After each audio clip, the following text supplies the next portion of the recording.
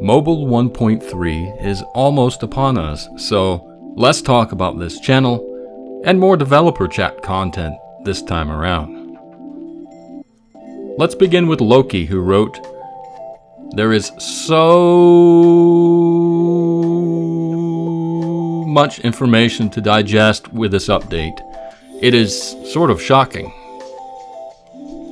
Line Force followed up with, "Terraria Mobile 1.3 will just be an endless stream of Discord questions about Terraria Mobile 1.3, usually duplicates." So, does this make my channel leaked beta footage then? Line Force followed that with, "Most of these questions will be answered automatically on the 27th. And if not, we have guides coming out on the 27th that will give more information." Interesting. Who wants to bet that Loki will be the one writing those guides? But this has certainly been a team effort, and in that vein, Tunnel King was busy on the official forums this week. Biggest Boy wrote, "Thank you guys for all the hard work. I'm so excited for this update. On a side note, will I have to start a new world to get any of the new stuff?" Tunnel King's answer, "For some of it you will. The marble granite mini biomes, living trees, and the underground desert biome come to mind. Anything that is created when a world is first generated will require a new world. You would be able to bring materials and crafted items from a newer world into an older world, but you wouldn't be able to create those biomes and have them function as biomes, as in spawn proper mobs or change background music, for example. I hadn't thought about the creation of biomes that way, but yeah, I guess it won't work. You'll definitely need a new world. So, for those who were considering it, maybe it is time to start over." Giant Mecha Ham Ham said, "I happen to own Terraria 3DS. Does that count as all current owners of mobile Terraria?" Tunnel King's answer, "No. 3DS is not considered to be part of mobile, just as Switch is considered console, not mobile. The 3DS reached the end of its update capabilities some time ago and will not be receiving further updates." It's impressive for the 3DS to run Terraria at all. No way could it run the larger worlds or the improved visual effects of 1.3. Next, an interesting insight into the rules of publishing in China. Blake Sage wrote, "I wonder if Chinese App Store will be included in the release. I heard that there's already a company releasing a 1.3 Terraria mobile which was remade by themselves. So is it going to be switched to the formal version, or as Chinese players will have nowhere to purchase the mobile version?" Tunnel King's answer, "Under Chinese law, all apps in Chinese stores must be," and he initially wrote developed and later corrected it to published. They must be published by Chinese companies. That is why a different company was licensed to develop a version of 1.3 for that market. ReLogic, 505 Games, and DR Studios were not involved with that version, and that version is not generally available outside of China. This version will be available from Google Play, the iTunes Store, or whatever they call it these days, and soon the Amazon App Store. If you have access to those, you should be able to buy or receive this version. So there you go. Next, control chat with, you guessed it, Loki. It began when CircaWill23 wrote some very polite concerns about the mobile 1.3 controls and the lack of controller support right out of the gate. Exactly what was written doesn't really matter. Needless to say, it was some polite questions about those topics. And to that, Loki answered, "Totally get it. And again, it's not that all of us have not heard or understood the concerns. It is more of a whatever solutions we want to bring need more time in the oven situation. That, and there is always the notion of post-launch controller support for those so inclined. We are just going to hope that people give it a chance. You may find you like it. Or at the very least, be patient for that baking to take the time it needs." Another freaking degenerate weeb, that's a hell of a name, wrote, "So Loki, while you're here, I got another question. I have a 6.1-inch screen phone.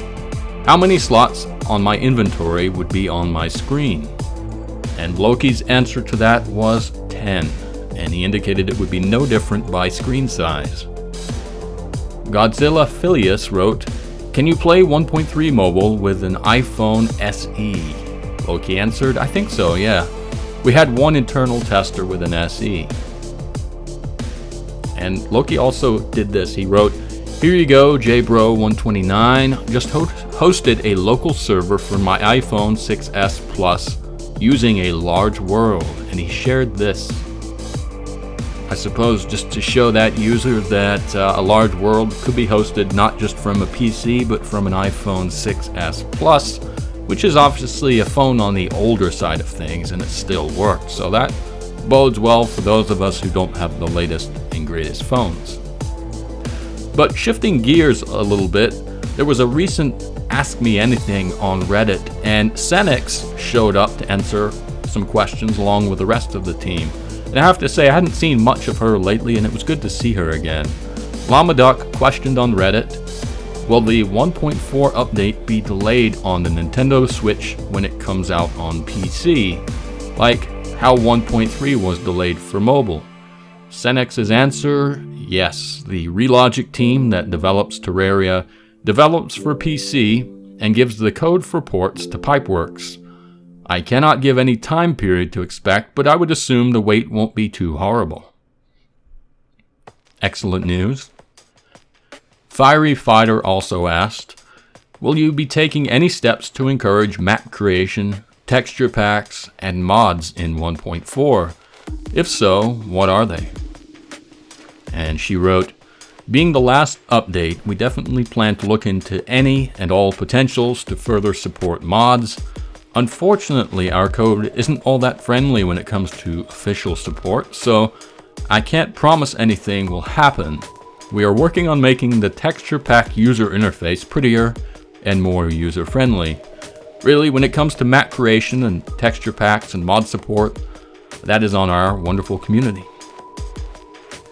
However, I'll contrast that with this.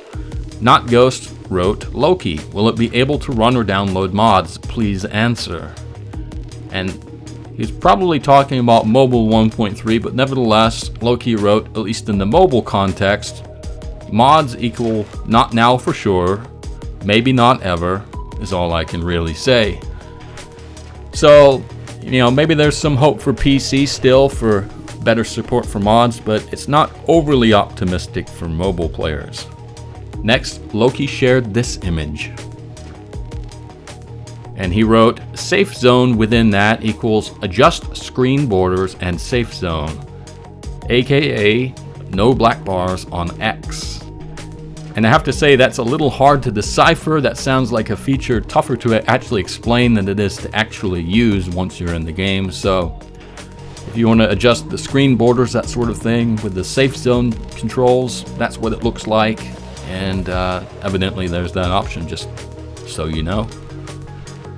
Loki also wrote regarding a future live stream, or a stream, he wrote, stream sometime soon, I hope. We will record our own stream for posting when we do one. And I would like to think that that means it will be streamed live and then later posted as a video on demand for those who couldn't catch it live. I have to say the last one was really great. Anyway, moving along, a name we've heard already this video, another freaking degenerate weeb, wrote, will there be an option to completely control sound options, like 30% ambient, 20% action, 40% music? And Loki shared this image, so the answer is obviously yes.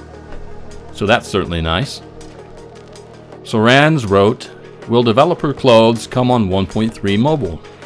If so, which ones? Line Force was there to answer this time and wrote, a lot of them will, including Red, Senex, Crowno, D-Town, Jim, Lazure, Loki, Skiffs, Eurizors, Wills, and Aarons. Next, Line 4's got a bit fed up with answers being ignored. Line 4's wrote, Does it only count if Loki answers? Frowny face. I mean, I answered the question, but apparently it needed a re-ask. Hey, I don't get it either, Line 4s. I've seen that you were answering the questions, but I guess people get fixated on one person who's there first. I don't know how it works. Stinky Cat wrote, if my message gets into NRLP video, I will destroy my Terraria world. Well, I hope you're a man of your word, or a woman of your word, whatever the case may be. Next, Loki dazzled us all with a video of bubble blocks and his character digging with the smart cursor, and here it was. HT Gaming wrote, Loki, can you put the NPC where you want to? And the answer, the housing system is in.